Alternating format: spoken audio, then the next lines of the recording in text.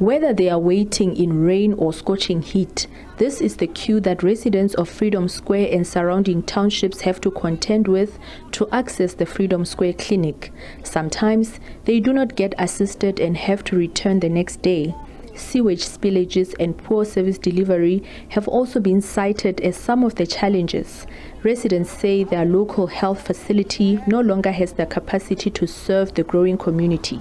My mother is blind, and when I come to the clinic, my mother always, when we enter inside the clinic to get assistance, they'd always tell us that I should take her to the queue, which I find it being inconvenience because she's blind. How can she be in the queue when she's blind?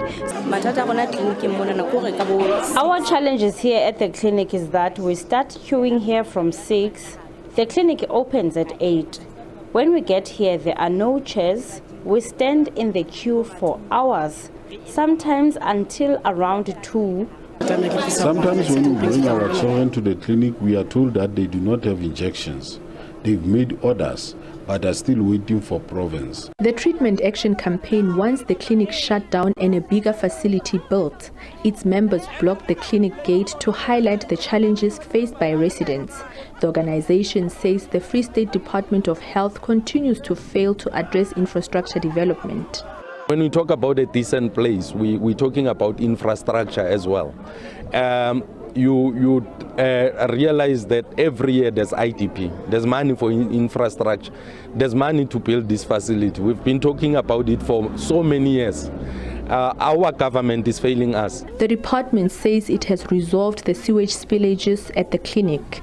It says the Labour Department only flagged the hazardous areas at the clinic but did not issue a notice to close the facility.